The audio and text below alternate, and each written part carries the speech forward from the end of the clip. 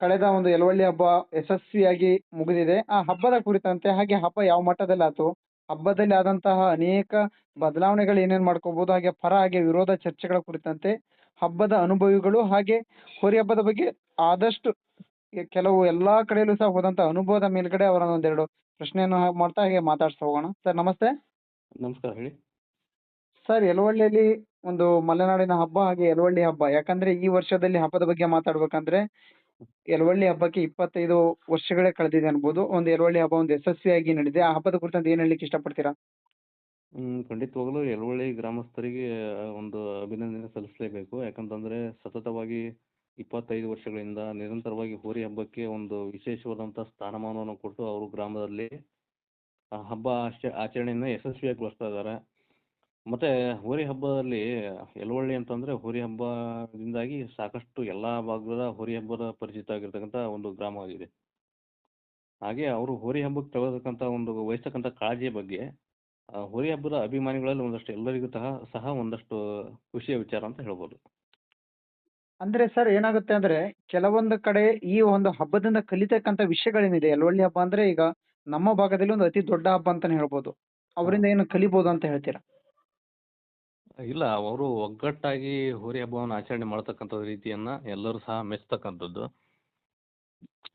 ಆ ಒಂದು ಕ್ರಮವನ್ನ ಎಲ್ಲರೂ ಸಹ ಮುಂದಿನ ದಿನಗಳಲ್ಲಿ ಹೋರಿ ಹಬ್ಬದ ಆಸಕ್ತಿ ಇರ್ತಕ್ಕಂಥ ಎಲ್ಲಾ ಗ್ರಾಮದಲ್ಲಿ ಆಚರಣೆ ಅದೇ ರೀತಿಯ ಒಗ್ಗಟ್ಟಿನಿಂದಾಗಿ ಯಾವುದೇ ರೀತಿಯ ಸಮಸ್ಯೆ ಬಂದರೂ ಅದನ್ನ ಸಾರ್ವಜನಿಕವಾಗಿ ತೋರಿಸ್ಕೊಳ್ಳದೆ ಅವ್ರ ಒಳಗಿಂದ ಒಳಗೆ ಅದನ್ನೆಲ್ಲ ಸರಿಪಡಿಸ್ಕೊಳ್ತಕ್ಕಂಥದ್ದಾಗಿರ್ಬೋದು. ಇವೆಲ್ಲವನ್ನೂ ಎಲ್ಲಾ ಗ್ರಾಮಸ್ಥರು ಅಳವಡಿಸ್ಕೊಳ್ಬೇಕಾಗುತ್ತೆ. ಅಂದ್ರೆ ಏನಾಗುತ್ತೆ ಅಂದ್ರೆ ಸರ್, ಈಗ ಕೆಲವೊಂದು ಗ್ರಾಮಗಳೇನಾಗುತ್ತೆ ಅಂದ್ರೆ ಒಂದು ಕಮಿಟಿಗೆ ಮಾತ್ರ ಸೀಮಿತ ಆಗಿರುತ್ತೆ ಹಬ್ಬ. ಹಾ ಗ್ರಾಮದಲ್ಲಿ ಎಲ್ಲರೂ ಸಹ ಇನ್ವಾಲ್ವ್ ಆಗಿರಲ್ಲ. ಇಲ್ಲಿ ಹೇಗಾಗುತ್ತೆ ಅಂದ್ರೆ ಪ್ರತಿಯೊಂದು ಗ್ರಾಮ ನಮ್ಮ ಒಂದು ಗ್ರಾಮದ ಹಬ್ಬ ಅನ್ನುವ ಒಂದು ಸಂಭ್ರಮಾಚರಣೆಯಲ್ಲಿ ಎಲ್ಲರೂ ತೊಡಗಿದಾಗ ಅಲ್ಲಿ ಯಾವುದೇ ರೀತಿಯ ಲೋಪದೋಷಗಳು ಸಣ್ಣ ಮಟ್ಟದಲ್ಲಿದ್ರೂ ಸಹ ಅದು ಕಾಣುವುದಿಲ್ಲ ಅಂತ ಹೇಳ್ಬೋದು. ಈಗ ಒಂದು ತೇರನ್ನ ಇಡೀ ಗ್ರಾಮಸ್ಥರು ಎಳೆಯೋದಕ್ಕೂ ಒಂದು ತೇರನ್ನ ಕೆಲವೇ ಮಂದಿ ಎಳೆಯೋದಕ್ಕೂ ಬಹಳ ವ್ಯತ್ಯಾಸ ಐತಿ ಅನಿಲ್. ಹಾ ಸರ್, ಹಾ ಸರ್. ಯಾಕಂತಂದ್ರೆ ಆ ಹೋರಿ ಹಬ್ಬ ಅಂತಕ್ಕಂಥ ತೇರನ್ನ ಯಲವಳ್ಳಿ ಗ್ರಾಮಸ್ಥರು ಎಲ್ಲರೂ ಸಹ ಏನೇ ಸಮಸ್ಯೆಗಳಿರ್ಬೋದು ಗ್ರಾಮದಲ್ಲಿ ಇರ್ಬೋದು ಅಥವಾ ಅವ್ರ ವೈಯಕ್ತಿಕ ಭಿನ್ನಾಭಿಪ್ರಾಯಗಳಿರ್ಬೋದು, ಆದ್ರೆ ಸಾರ್ವಜನಿಕವಾಗಿ ಹಬ್ಬ ಆಚರಣೆ ಮಾಡ್ತಕ್ಕಂಥ ರೀತಿಗೆ ಯಾವತ್ತೂ ಅವ್ರು ತೋರಿಸ್ಕೊಳ್ಳಲ್ಲ.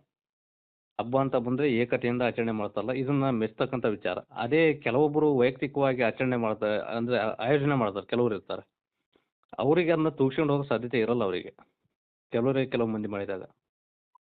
ಹಾಗೆ ಏನಾಗುತ್ತೆ ಅಂದ್ರೆ ಕೆಲವೊಂದು ಭಾಗದಲ್ಲಿ ಏನಾಗುತ್ತೆ ಅಂದ್ರೆ ನಾವು ನೀವು ಸಹ ಅನೇಕ ಹಾನಗಲ್ ಕೋಟೆ ಹಬ್ಬದಿಂದ ಹಿಡಿದು ನಾಲ್ಕನೇ ಕಾಸ ಆಗಿರ್ಬೋದು ಪ್ರತಿಯೊಂದು ಹಬ್ಬಗಳಿಗೂ ಸಹ ಭೇಟಿ ನೀಡಿದ್ದೇವೆ. ಆದ್ರೆ ಅಲ್ಲಿ ಏನಾಗುತ್ತೆ ಅಂದ್ರೆ ಅನೇಕ ಗಾಯಗಳಾಗಿರ್ಬೋದು, ಹೋರಿಗಳಾಗಿರ್ಬೋದು, ಹೋರಿ ಹಿಡಿತಗಾರರಿಗೆ ಅನೇಕ ಸಮಸ್ಯೆಗಳು ನೋಡ್ತಾ ಇದ್ವಿ. ಅಂದ್ರೆ ಇಲ್ಲಿ ಬೇಲಿಗಳ ವ್ಯವಸ್ಥೆ ಆಗಿರ್ಬೋದು, ಯಾವ ರೀತಿಯಾಗಿ ಈ ತರ ಪ್ಲಾನಿಂಗ್ ಮಾಡ್ಬೇಕಂತೀರಾ? ಅನಿಲ್, ಯಾವುದೇ ಎಲ್ಲ ಹಬ್ಬದಲ್ಲೂ ಸಹ ಒಂದಷ್ಟು ಸಣ್ಣ ಪುಟ್ಟ ಅಹಿತಕರ ಘಟನೆಗಳು ಜರುಗ್ತಾ ಇರ್ತವೆ. ಆದರೆ ಅವುಗಳನ್ನ ಪೂರ್ವ ತಯಾರಿಯಾಗಿ ಒಂದಷ್ಟು ಕ್ರಮಗಳನ್ನು ತೆಗೆದುಕೊಳ್ಬೇಕಾಗುತ್ತೆ. ಅದನ್ನ ಯಲವಳ್ಳಿ ಗ್ರಾಮಸ್ಥರು ಚೆನ್ನಾಗಿ ತಗೊಂಡಿದ್ರು. ಒಂದಷ್ಟು ಮಿಸ್ಟೇಕ್ಗಳಿದ್ರು ಸಹ ಅದು ಹಬ್ಬ ಆಯೋಜನೆ ಮಾಡ್ತಕ್ಕಂಥ ಆ ಗ್ರಾಮದಲ್ಲೇ ಒಂದಷ್ಟು ಇರ್ತಕ್ಕಂಥ ಸಮಸ್ಯೆಗಳು, ಅದನ್ನ ಮೀರಿಯೂ ಸಹ ಒಳ್ಳೆ ಹಬ್ಬವನ್ನು ಆಯೋಜನೆ ಮಾಡಿದ್ರು ಅವರು. ಅಂದ್ರೆ ಈಗ ನೆಕ್ಸ್ಟ್ ಮಾಡ್ತಕ್ಕಂಥವ್ರು ಇನ್ನು ಮುಂದೆ ಅವರಿಗೆ ಒಳ್ಳೆ ಫೀಲ್ಡ್ ಇರ್ತವೆ, ಅಖಾಡ ನಿರ್ಮಾಣ ಮಾಡೋದಕ್ಕೆ ಒಳ್ಳೆ ಜಾಗ ಇರ್ತವೆ. ಹಾಗೆ ಕಮಿಟಿನೂ ಸಹ ಒಳ್ಳೆ ಒಂದು ಕಮಿಟಿ ನಿರ್ಮಾಣ ಮಾಡಿಕೊಂಡು ಅಚ್ಚುಕಟ್ಟಾಗಿ ಸಮಸ್ಯೆಗಳು ಆದಂಥ ಸಂದರ್ಭದಲ್ಲಿ ಅವನ್ನ ಬಗೆಹರಿಸ್ಕೊಳ್ಳೋ ನಿಟ್ಟಿನಲ್ಲಿ ಕೆಲಸ ಮಾಡಬೇಕಾಗುತ್ತೆ.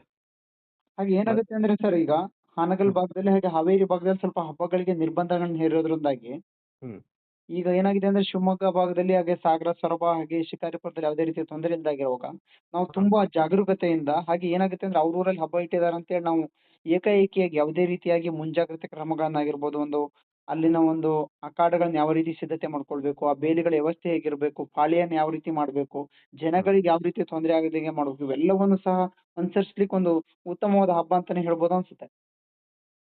ಅನಿಲ್, ಇತ್ತೀಚೆಗೆ ನಡೆದಿರ್ತಕ್ಕಂಥ ಹೋರಿ ಹಬ್ಬಗಳಲ್ಲಿ ಹಾನಗಲ್ ಕೋಟೆ ಅಖಾಡ ಒಂದು ದೊಡ್ಡ ಜನಸಂಖ್ಯೆಯನ್ನ ಹೊಂದಿರತಕ್ಕಂಥ ಒಂದು ಹೋರಿ ಹಬ್ಬ ಆಗಿತ್ತು last time. Yes yes yes, ಖಂಡಿತವಾಗಿ. ಅದಕ್ಕೆ ಅದಕ್ಕೆ ಸರಿಸಮಾನವಾದಂಥ ಒಂದು ಹಬ್ಬವನ್ನ ಯಾರಾದರೂ ಸುತ್ತಮುತ್ತ ಹಳ್ಳಿಗಳಲ್ಲಿ ಅಥವಾ ಯಾವುದೇ ಭಾಗದಲ್ಲಿ ಯಾರಾದರೂ ಮಾಡಿದ್ರೆ ಅದು ಯಲವಳ್ಳಿ ಹಬ್ಬ.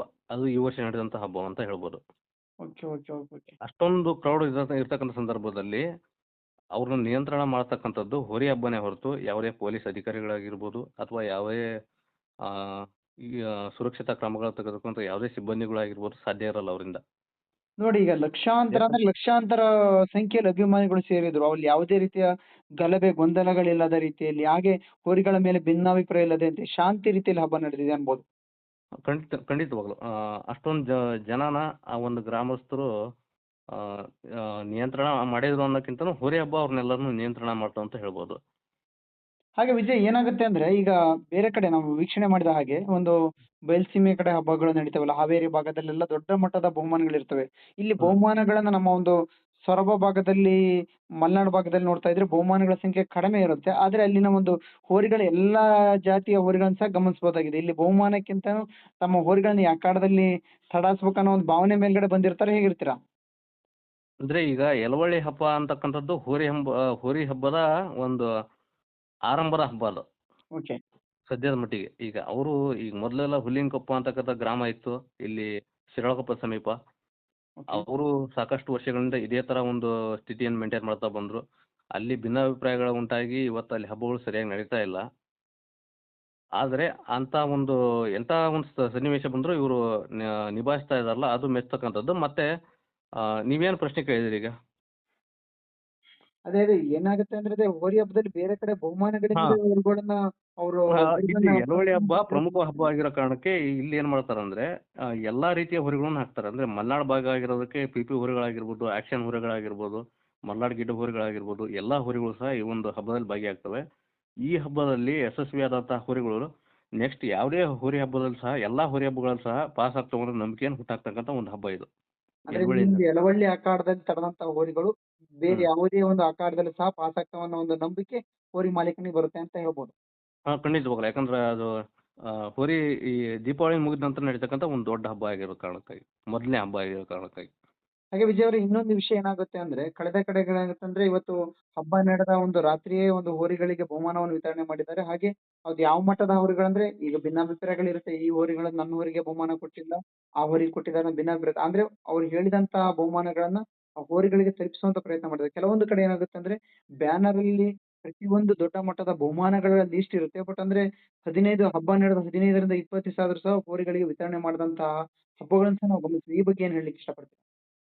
ಈ ವಿಚಾರಕ್ಕೆ ಹೇಳ್ಬೇಕಂದ್ರೆ ಯಲವಳ್ಳಿ ಗ್ರಾಮದವರು ಆ, ಮಾಡಿರ್ತಕ್ಕಂಥ ಹಬ್ಬ ಭಾಳ ಮೆಚ್ಚುಗೆ ವ್ಯಕ್ತಪಡಿಸ್ತಕ್ಕಂಥ ಹಬ್ಬ. ಯಾಕಂತಂದ್ರೆ ಇಲ್ಲಿ ಯಾವುದೇ ರೀತಿಯಾದಂಥ ಬುಕಿಂಗ್ ಆಗಿರ್ಬೋದು ಅಥವಾ ಯಾವುದೇ ಹಣದ ಆಮಿಷವಾಗಿರ್ಬೋದು ಆ ಥರದ್ದು ಯಾವುದೇ ರೀತಿಯಾದಂಥ ಒಂದು ಸಂಶಯಗಳು ಕಾಣ್ತಾ ಇಲ್ಲ.